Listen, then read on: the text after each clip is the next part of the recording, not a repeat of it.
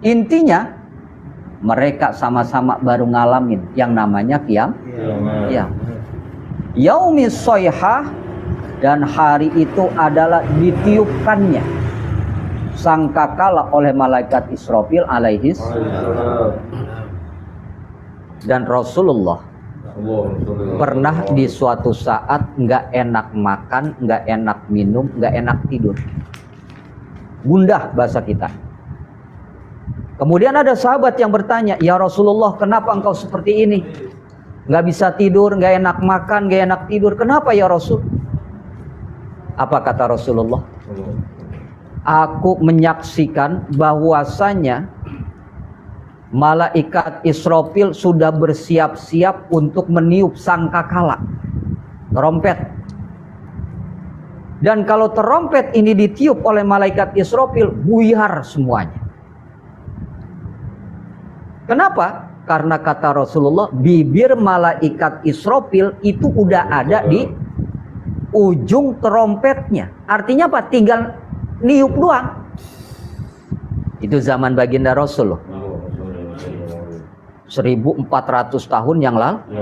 Nah, kira-kira kalau sekarang?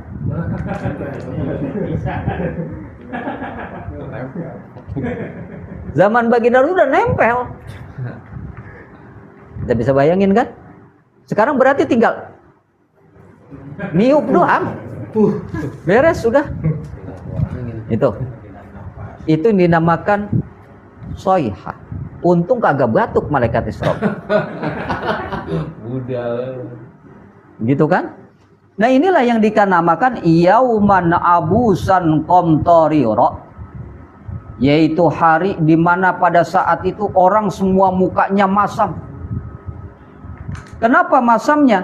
Penuh dengan kebingungan. Dan itu terjadi nanti ketika mereka berada di padang mahsyar. Jadi sudah terjadi kiamat. Karena kiamat tiupannya, tiupan pertama untuk penghancuran, tiupan yang kedua adalah untuk membangkitkan. Jadi 2 kali tiupannya. Ya.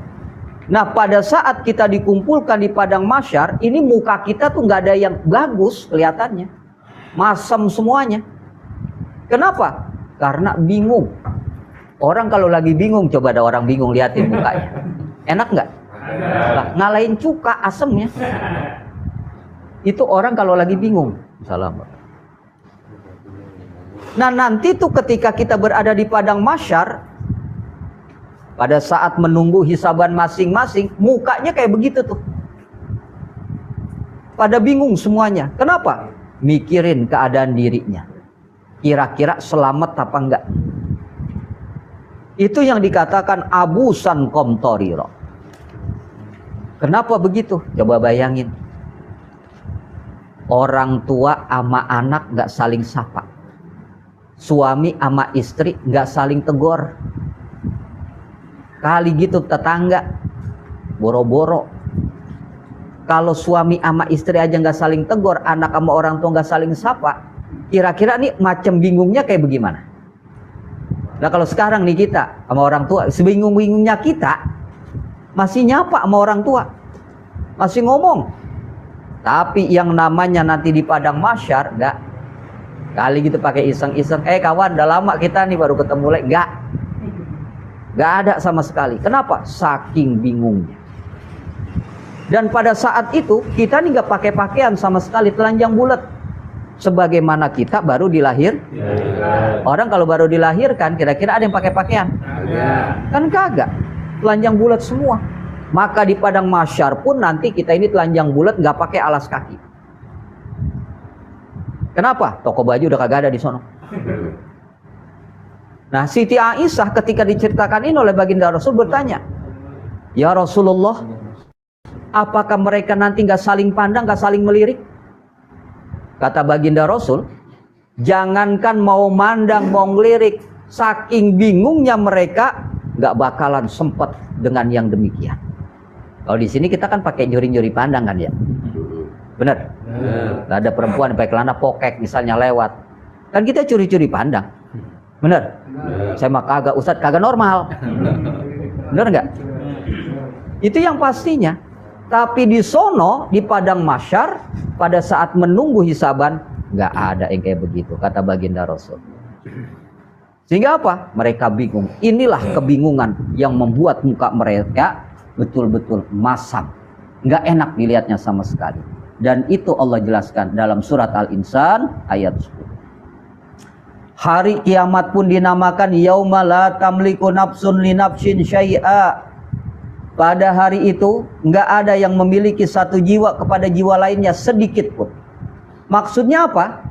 Jangan harap pada saat itu satu orang bisa menolong orang yang lain. Walaupun itu anak istri kita. Kali gitu pas begitu ngelihat anak kita nih kok kayak begini, ditolongin enggak? Istri kita juga sama enggak? Tetangga apalagi? Hari itu betul-betul hari di mana nafsi-nafsi. Tiap orang masing-masing memikirkan dirinya sendiri. Dan hari itu adalah wal amru yauma idzilillah. Semua urusan milik Allah Subhanahu wa ta'ala. Artinya keputusan buat diri kita ada di Allah. Nggak ada yang bisa protes lagi udah. Kenapa? Karena itulah pengadilan Allah pada saat itu. Inilah yang dibilang dalam ayat lain, alaihissallahu bi ahkamil. Bukankah Allah hakim yang seadil-adil? Di dunia kata kita adil banget nih kita, belum tentu. Pasti ada celah salahnya. Tapi di hadapan Allah pada saat itu semua urusan kita adalah milik Allah. Milik Allah. Allah yang bakal ngurus semuanya. Dan kita akan menerima semua keadilan yang diberikan oleh Allah Subhanahu wa ta'ala. Jangankan yang namanya manusia, binatang. Yang di dunia misalnya kambing nih saling tanduk berantem. Terus ada yang tanduknya patah. Di situ dihisab sama Allah. Ditanya kambing yang bikin patah tanduk temennya, kenapa kalian berantem? Kemudian tanduk temanmu itu kenapa kemudian patah? Itu dipertanggungjawabkan pada saat itu. Namun setelah dihisab, binatang semuanya dijadikan tanah. Nggak ada binatang yang masuk neraka, nggak ada binatang yang masuk sorga. Jadi tanah semuanya. Coba lihat dalam surat ya Amma yatasa'al, surat An-Naba. Kan begitu. Mereka semuanya dijadikan tanah. Dan orang-orang kafir yang melihat binatang menjadi tanah pengen pada saat dihisab jadi tanah. Kenapa? Karena mereka tahu mereka bakal masuk ke dalam neraka. Itu. Apalagi yang namanya manusia. Nah, kalau manusia selesai dihisab, tempatnya udah disediain. Yang hisabannya bagus pasti masuk ke dalam surga. Makanya ingat, orang kalau gemuk tuh timbangannya kan berat. Benar. Orang yang masuk surga kan karena berat timbangannya kan ya. Nah, makanya orang-orang gemuk wah bersyukur karena timbangannya berat. Masuk surga Ustadz lah belum tentu. Begitu kan ya. Jadi begitu. Manusia nih dihisab semuanya. Setelah dihisab tempatnya udah disiapin. Yang bagus ya ke surga, yang jelek ya ke neraka. Disitulah keadilan yang diberikan oleh Allah Subhanahu wa ta'ala. Maka pada saat itu nggak ada orang yang bisa menolong orang lain. Tapi ingat, khusus untuk umat baginda Rasul, Rasulullah kan udah janjiin, kullu ummati yadkhulunal, seluruh umatku bakalan masuk surga. Dijaminannya buat kita. Kemudian ada yang nanya, Rasul memberikan syafaat berapa banyak sih yang diberikan? Ternyata kata para ulama, Rasul memberikan syafaat sebanyak debu dan batu yang ada di muka bumi. Mudah-mudahan kita termasuk kebagian. Amin. Pernah ada yang ngitung? Debu di muka bumi berapa banyak? Batu di muka bumi berapa banyak? Sebanyak itulah baginda Rasul akan memberikan syafaat kepada umatnya. Artinya apa? Umatnya memang banyak. Mudah-mudahan kita termasuk orang yang mendapatkan syafaat. Dan kita yang mendapatkan jaminan orang-orang yang masuk surga. Rasul yang bilang, kullu ummati yadkhulunal jannah. Semua umatku bakalan masuk surga. Illa man aba, kecuali orang yang kagak mah. Ada yang nanya, emang ada umat baginda Rasul yang kagak pengen masuk surga? Banyak. Banyak betul. Siapa mereka? Yang diperintahkan untuk berbuat baik nggak mau.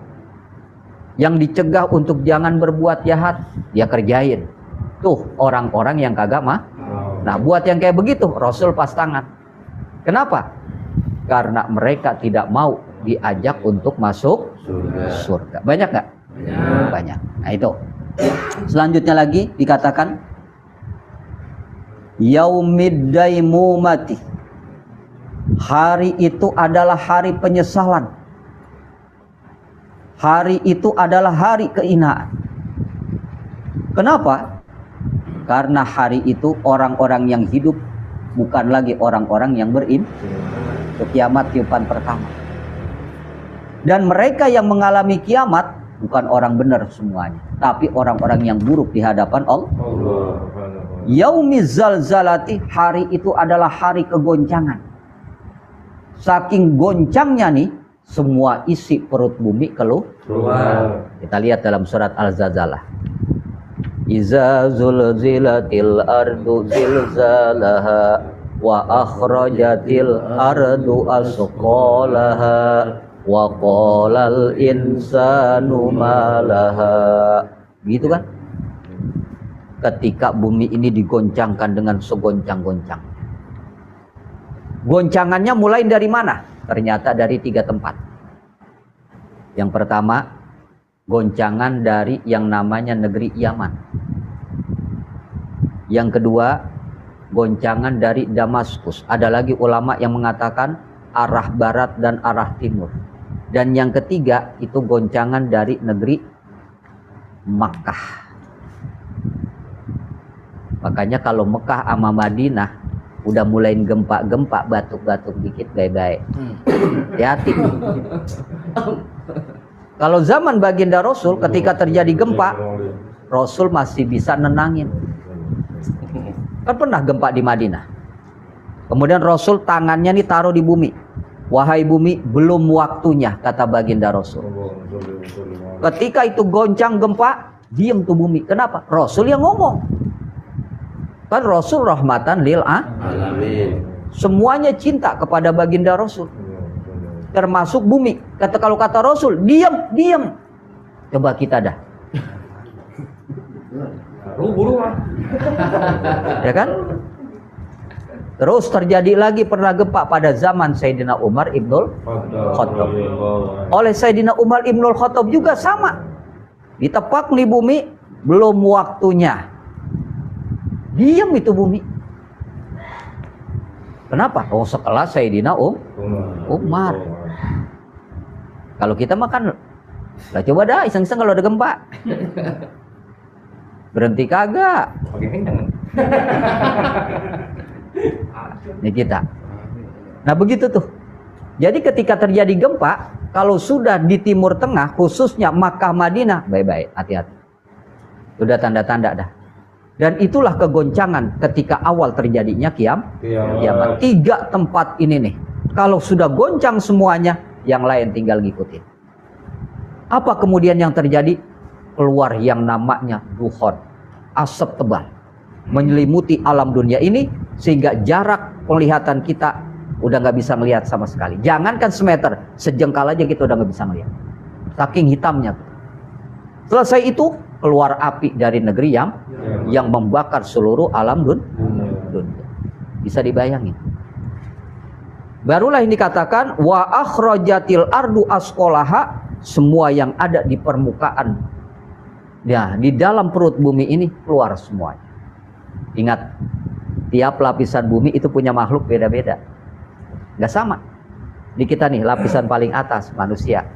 Lapisan kedua, ketiga, sampai ketujuh ke bawah, itu beda-beda makhluknya. Nanti keluar tuh semuanya.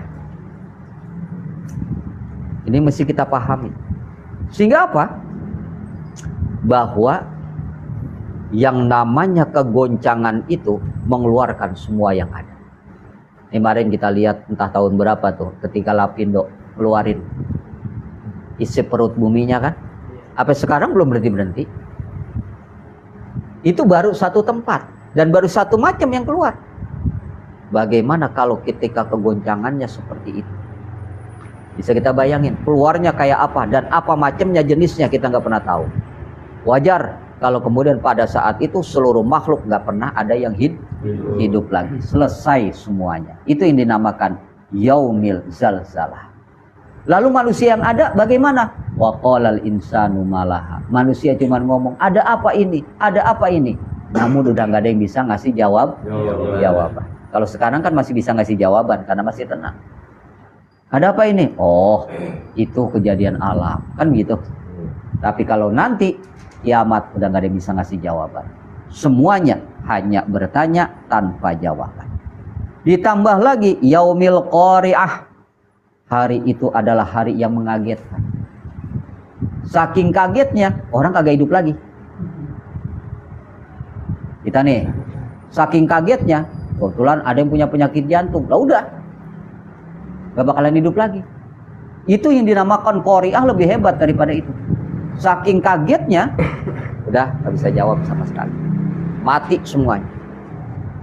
Dan hari itu yaumi fihi tarjufu mauqiul jibal. Hari di mana gunung-gunung diangkat oleh Allah dari tempatnya masing-masing. Bahkan diterangkan dalam hadis, pusat gunung namanya adalah Jabal Qop. Ada kan surat Al-Quran namanya surat Qop? Ada.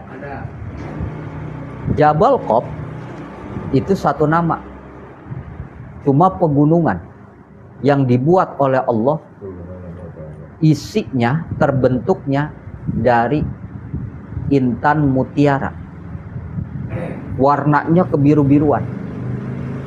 Hanya dua manusia yang pernah ngelihat Jabal Qop. Satu Nabi Khidir alaihi salam, yang kedua adalah Iskandar Zulkarnain. Cuma dua. Dan Jabal Qop ini adalah pusat daripada gunung seluruh dunia. Kalau satu gunung mau meletus, berarti Jabal Qop itu lagi bergerak sedikit. Kenapa? Karena ibarat tali cuma digerakin doang. Pusatnya ada di Jabal Qop. Jabal Qop sekarang dihuni oleh 70 wali-wali Allah yang soleh buat menjaga.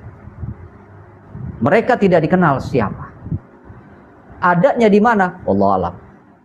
Tapi dikelilingi oleh es yang jaraknya begitu luas. Di mana adanya? Gak ada yang tahu. Dan baginda Rasul pernah melihat yang namanya Jabal Qop. Di situ ada malaikat yang menjaga. Itu. Dan di situ ada yang namanya Ma'ul Hayat, air kehidupan. Siapa yang meminum air di situ nggak bakalan mati dan jasadnya akan utuh tetap. Yang bisa minum, kebetulan waktu itu berebut Iskandar Zulkarnain dengan Nabi Khidir, yang bisa meminum adalah Nabi Khidir. Sehingga apa? Iskandar Zulkarnain nggak abadi, sedangkan Nabi Khidir abadi. Namanya Ma'ul Hayat, air kehidupan. Sampai sekarang orang banyak nyari, coba mengeksploitasi semuanya, ya tapi belum, nggak bakalan ketemu. Sekali dia ketemu nggak bakalan balik. Kenapa? Karena di situ pun tempat tenggelamnya matahari di lumpur yang hitam namanya. Nah ini semua memang dikehendaki oleh Allah Subhanahu wa Ta'ala. Nah ketika kiamat di situ, gunung-gunung diangkat tuh dari tempat. Bahasa kitanya, kita pernah temukan ayatnya di dalam Al-Quran. Bagaimana gunung-gunung itu melayang. Gunung-gunung itu saling bertabrakan. Kenapa? Mereka ditiup angin. Bisa kita bayangin, anginnya kencengnya kayak apa kalau gunung aja sampai terangkat. Sekarang nih, sekenceng-kencengnya badai, gunung ada yang ngikut terangkat nggak? Nggak ada. Paling air laut ngikut, itu kan. pohon. Tapi yang namanya gunung belum pernah diangkat sama angin. Tapi ketika kiamat terjadi, gunung terangkat sama angin. Kira-kira kencengnya tuh angin kayak apa? Sekarang aja nih kita kalau ada angin puyuh bingung. Bener? Ada badai kita bingung. Apalagi yang namanya qari'ah, pada saat itu gunung-gunung diangkat. Bertabrakan antara yang satu dengan yang lain. Ditambah lagi yang namanya kiamat adalah wa khululin nakali, yaitu hari yang penuh dengan ketakutan, diliputi rasa takut yang bukan main. Saking takutnya mati semuanya orang. Sekarang kita nih, takut-takutnya kita, alhamdulillah belum sampai mati. Bener? Contoh kita dimembediin, ada yang dimembediin sampai mati kan kagak kan ya? Paling cuma ngompol doang, saking takutnya kan? Tapi yang namanya kiamat bikin mati orang. Ditambah lagi wa ta'jiliz zawail. Hari itu adalah hari di mana dipercepat oleh Allah kegoncangan. Kalau sekarang goncangannya kan masih pakai irama. Benar? Masih bisa dihitung tuh skalanya berapa Richter. Kalau gempa, alhamdulillah gempa nih di kita sekarang belum sampai ada yang 10 kan? Belum. Rata-rata tuh baru 8 gitu kan? 9 udah ada 9. Belum ada. Apalagi 10 skala Richter. Kalau 10 skala Richter rata nih semuanya. Nah, pada ini hari kiamat itu skalanya yang error. Skalanya nggak bisa ngukur. Artinya apa? Goncangannya udah nggak bisa diukur sama sekali. Itulah yang dikatakan wa ta'jiliz zawail. Dan kemudian yaumis sayhati wadar. Hari itu ditiupnya sangkakala dan kemudian hancur seluruh alam dunia. Alam dunia. Kita nggak bisa bayangin. Allah bilang yang namanya langit, iza samsu kuwirat wa izan nujumun kadarat. Udah pernah dengar kan ayat itu? Pernah baca? Pernah. Iza samsu kuwirat, apabila langit itu diremas bahasa kita. Yang namanya langit diremas bentuknya kayak apa? Yang gampang dah, kita nyuci baju, kemudian baju kita peras begitu tuh. Atau kertas kita remes-remes, kira-kira gimana? Langit ini dirobek-robek habis semuanya. Wa izan nujumun kadarot, ditambah lagi bintang-bintang tuh berjatuhan. Kemarin kebetulan di Cirebon menurut cerita meteor jatuh kan? Iya. Bener. Nah itu baru meteor, belum planet, belum. Udah bikin heboh. Apalagi planet nih pada jatuh, bintang-bintang semuanya. Kira-kira bagaimana? Bisa kita bayangin. Itu lebih hebat daripada bom nuklir. Bom nuklir aja yang terjadi di Israel itu baru begitu doang. Gitu kan? Apalagi nih yang namanya bintang, planet ya jatuh. Kira-kira ada yang selamat? Itulah yang dikatakan yaumis sayhati wadar. Ditambah lagi yaumi fihi tasibul wildan.